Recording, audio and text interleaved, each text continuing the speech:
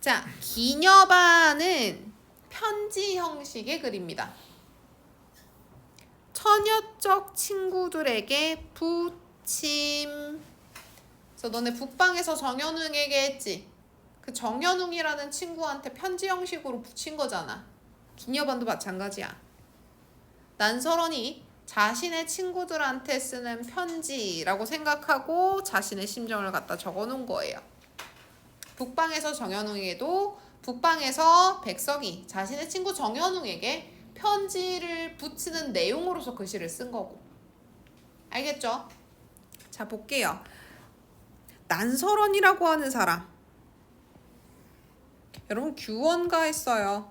그지? 그거 쓴 사람이야. 허난설원은 어떤 사람이냐? 남편이 조선 제일 경박자야. 결혼하고 아들을 셋이나 낳아놓고도 아들만 낳아놓고 육아는 책임 안 지고요. 맨날 기방에 가 있어요. 기방에 새로운 기녀가 들어오면 집에 안 들어옵니다. 소식이 어디로 어떻게 오는지 알 수가 없어요. 소식이 안 오니까 이 사람 어디 있는지 알아 몰라? 몰라요. 맨날 백마 금편으로 해서 아주 휘황찬란하게 꾸민 다음에 집안 살림살이는 하나도 안 돌보고, 난설원의 아들 셋이 난설원보다 먼저 다 죽거든. 아들이 죽어나가는 통에도 기녀들이랑 술 마시고 자기 친구들이랑 노느라 집을 안 살핍니다. 근데 제일 문제는 뭐냐면 결혼한 여성이 사는 장소를 규방이라 그러는데 남편의 허락 없이는 아녀자는 규방 밖으로 못 나갑니다. 그러니까 거의 감옥처럼 산 거죠. 그러한 난설원이 천역적 친구들한테 편지를 쓴대. 자, 보자. 옛날 놀던 길가에 초가집을 지어놓고 날마다 큰 강물을 바라만 본단다. 이래. 왜 바라만 볼까? 나갈 수 있어 없어? 없어. 자기는 지금 갇혀있는 상황이에요. 거울에 새긴 난새는 혼자서 늙어가고. 자, 거울에 난새가 보이는 거거든. 그래서 거울에 새겨졌다 그랬으니까 여기가 거울이고 요 틀에 새겨진 난새일 거야. 난새는 봉황이라 생각하면 돼요. 그렇게도 해석하셔도 되지만 거울에 비친 화자 자신의 모습을 이렇게 표현한 걸로도 볼 수 있습니다. 그럼 이게 화자면 화자의 상황이 딱 드러나요. 혼자서 늙어간다. 남편은 집에 안 들어와요. 그래서 초가집에 갇혀서 큰 강물을 바라만 보고 있고 자기는 그 방에 갇혀서 혼자서 늙어가고 있어요. 꽃동산의 나비도 가을 신세다. 이래. 자, 가을이라고 하는 건 뭐 하는 계절이냐면 낙엽이 떨어지고, 그치? 추수가 끝나서 겨울 전에 황망해지는 시기야. 자, 꽃동산의 나비들은 계절로 봤을 때 봄에 가장 활발하게 활동하는 애들인데 내 심정으로 놓고 봤을 땐 그런 꽃동산의 나비들도 다 떨어져 나가는 신세, 그만큼 쓸쓸하고 외로운 신세가 지금 현재 자신의 상황이라는 거야. 쓸쓸한 모래밭에는 기러기가 내리고 저녁비에 조각배는 홀로 돌아온다. 자, 기러기도 쓸쓸하고 조각배도 쓸쓸하잖아. 근데 기러기는요 다시 내려왔고요. 조각배는 홀로 돌아왔어요. 쓸쓸한 상황에서도 기러기 조각배는 다시 왔거든. 내 임은 와 안 와? 안 와. 나는 지금 쓸쓸한 모래밭이고 저녁비를 맞는 상황, 가을 신세와도 같은 외로움에 떨고 있는데 기러기도 오고 조각배도 오는데 내 임은 와 안 와? 안 와. 하룻밤에 비단 창문이 닫힌 신세다. 여기서 비단 창문이라고 되어 있는데요. 자, 요 글자거든. 그대로 풀면 사창입니다. 사창. 사창이라고 하는 단어는 규방, 아녀자, 부녀자가 결혼한 방을 규방이라 그러잖아. 규방에 있는 창 이름이 사창이야.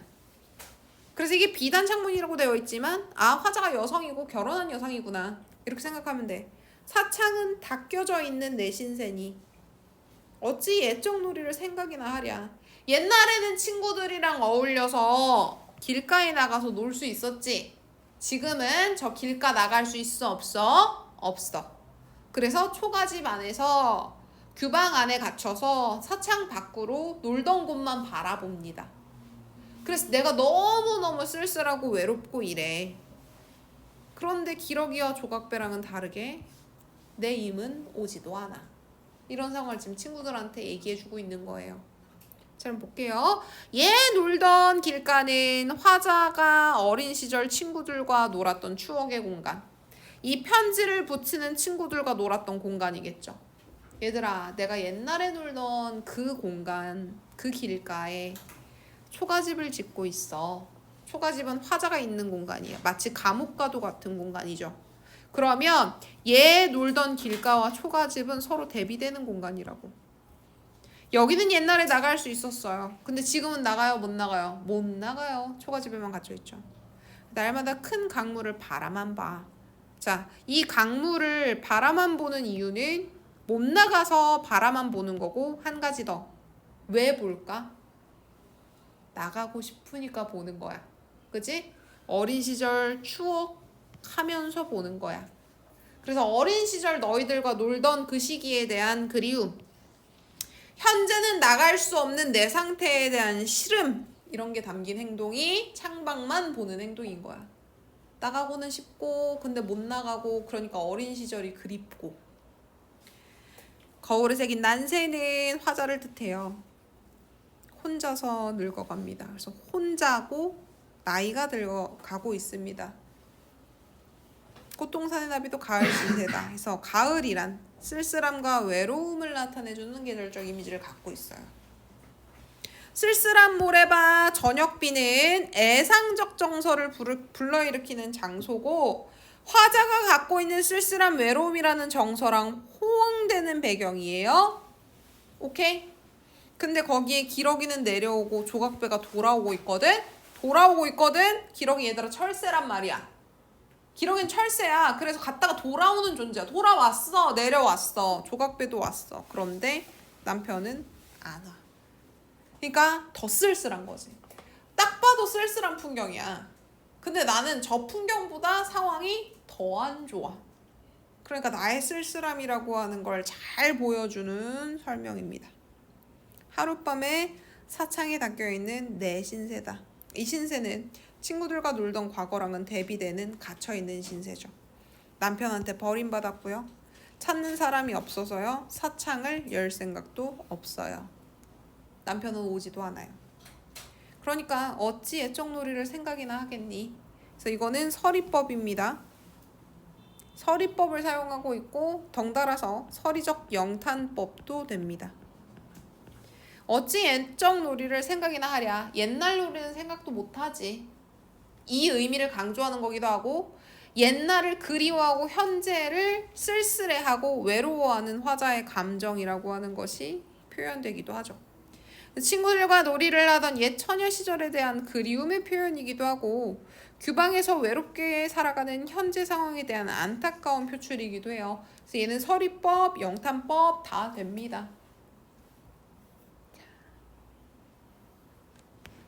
꽃동산 나비도 가을 신세다. 배경, 화자의 정서는 가을이 되어 힘 빠진 모습에서 외롭고 쓸쓸한 정서랑 결합되지. 그지? 쓸쓸한 모래밭에 기러기 내리고 저녁비에 조각배가 홀로 돌아온다. 기러기가 모래밭에 내려앉는 가을. 자, 이것도 체크해. 기러기가 선생님 철사라 그랬지? 한반도에 언제 올까? 가을에 오는 철새예요. 그래서 기러기라는 단어가 딱 나오면 계절적 배경 가을, 이거 알아두셔야 돼요. 제비 나오면, 제비는 한반도에 봄에 오는 철새고요. 알겠어? 그래서 기러기는 가을이라는 계절적 배경, 그러니까 또다시 외롭고 쓸쓸한 처지에 놓인 화자의 정서를 심화시키는 배경이죠. 여기까지 이해됐어? 네. 자, 그리고 요 밑에 작자미상 시조만 보고 쉬는 시간 드리도록 할게요. 자, 요 작자미상이라고 되어 있는데, 전하는 기록에 따르면 한 궁녀가 쓴 시조라고도 해석이 돼요. 궁녀는 어떤 존재야? 어린 시절 궁궐에 일하러 들어오지. 그리고 임금이 선택해주지 않으면 태어나서 죽을 때까지 결혼할 수 있어? 없어? 없어. 궁궐 밖으로 죽지 않는 이상 나갈 수 있어 없어? 없어. 그리고 궁녀들은 임금님한테 선택받지 못한 상태로 죽잖아. 그러면 임금님도 모르게 그냥 가마에 태워져서 나가요. 그러니까 그 궁녀 입장에서 봤을 때는 궁중에 들어와 나가지도 못하는 화자의 신세라고 하는 게 처량하겠죠. 근데 그걸 뭘 보고 그런 얘기를 하냐면 앞 연못에 고기들이 와글와글 들어있는 걸 보고 이 연못이 궁궐, 그리고 거기에 갇혀있는 고기들이 화자라는 생각이 든 거죠. 그래서 그 고기들한테 말을 걸면서 너희들이 벗어나지 못하는 처지, 그게 마치 내가 지금 궁궐에서 나가지 못하는 화자의 신세, 그게 빗대진 표현이다, 이렇게 볼 수 있다. 그래서 작자 미상이지만 궁녀로 보면 내용 이해가 훨씬 쉽다. 오케이, 볼게요. 앞 연못에 들어있는 고기들아, 너는 왜 들어왔느냐, 이거야. 자, 여기 니은다 보이니? 중세국어에서는요, 너라는 상대한테 말을 하고 있을 때는 의문형 종결어미를 니은다를 써요. 오케이? 선생님 동생이랑 중세국어로 얘기를 하면 너 밥 먹었어? 라고 물어보는 게 아니라 너 밥 먹었는다? 이렇게 물어봐.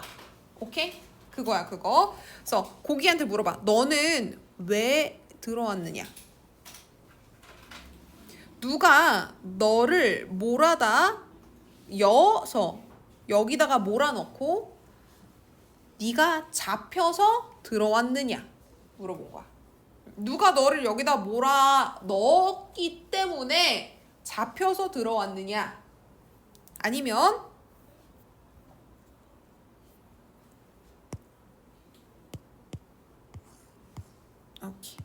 아니면 네가 미안, 요거 왜가 아니라 요렇게 해석해 주세요. 선생님 요 뒤에 더 있는 거라 생각했어. 네가 와서 들었느냐 이거야. 미안. 앞에 연못에 들어있는 고기들아, 네가 와서 들어왔느냐, 아니면 누가 너를 몰아다가 여기다가 넣었기 때문에 잡혀서 들어왔느냐. 이해됐죠? 응. 북해 청소를 어디다 두고 이 못에 와서 들었느냐. 북해 청소라고 하는 건 북쪽에 있는 바다의 맑은 연못이란 뜻이야. 그러니까 한자로 해석하면 북쪽 바다에 맑은 물을 두고, 여긴 자유로운 공간이란 뜻이야. 오케이? 그걸 두고 왜 이 못에 들어왔느냐. 그러면 자유롭고 이상적 공간, 궁녀 입장에선 바깥 세상이겠죠. 바깥 세상을 두고 왜 이 못에 들어와 있느냐. 들고도 못 나가는 정이야. 너나 나나 다르겠니? 나도 뭐야? 들어와서 못 나가는 존재야. 그래서 들어와서 못 나가는 그 감정은 뭐겠어? 답답함이겠지? 그게 너나 나나 같겠구나. 너라고 했으니까 이거는 고기를 의인화 시켜놓은 건데, 일단 이미 여기서 고기들아 하고 말 건네고 있죠. 청자로 설정해놨기 때문에 고기를 의인화 시켜놓은 겁니다. 자, 그럼 보세요. 암못은 고기들이 갇혀있는, 구속되어 있고 자유롭지 못한 공간을 뜻하죠. 북해청소라고 하는 곳은 고기들이 살았으면 좋았을 자유롭고 이상적 공간이죠. 대조되고 있습니다. 그래서 이 암못을 궁녀로 보면 궁궐이고요. 북해청소는 바깥 세상을 뜻하겠죠. 그리고 보면 네가 와서 들어왔니? 아니면 누가 너를 몰아서 여기다가 넣어서 잡혀서 들어왔니? 해서 질문하고 있죠. 의문형 종결어미를 반복해요. 그러면서 북해청소를 어디다 두고 이 못에 와서 들었느냐, 안타까움의 정서인 거지 여기서는. 그치? 그래서 계속 물어봐. 네가 원해서 왔어? 아니면 누가 널 여기다 집어넣어놨어? 왜 자유로운 공간을 냅두고 여기 와 있어? 계속 물어보는 건 뭐야? 화자의 안타까움의 정서가 부각되는 거죠. 왜 나처럼 그러고 있어? 그래서 갇혀 지내는 자신의 신세에 대한 한탄이 서리적 표현으로 마지막에 나타나고요. 연못 안에 갇혀 있는 고기들에게 동병상련의 심정이 느껴진다. 들고도 못 나가는 감정은 너나 나나 다르겠니? 안 다르다 이거지. 그러면서 동시에 영탄도 표현되는 거죠. 어떤 감정? 안타까움, 답답함 이런 감정. 오케이. 자, 잠깐 볼게요. 동병상련의 정서. 동병상련은 뭐야? 같은 처지에 있는 사람들끼리 가련하게 느끼는 걸 동병상련이라고 해요. 오케이. 그래서 화자도 들고 못 나가는 상황, 고기도 들어왔다가 못 나가는 상황. 화자는 자신과 유사한 처지에 놓인 물고기를 보면서 자유를 박탈당한 채 갇혀 지내는 자신 신세에 대해 탄식하고 있다. 자, 여기까지 질문. 자, 그러면 쉬는 시간 쉬도록 하죠.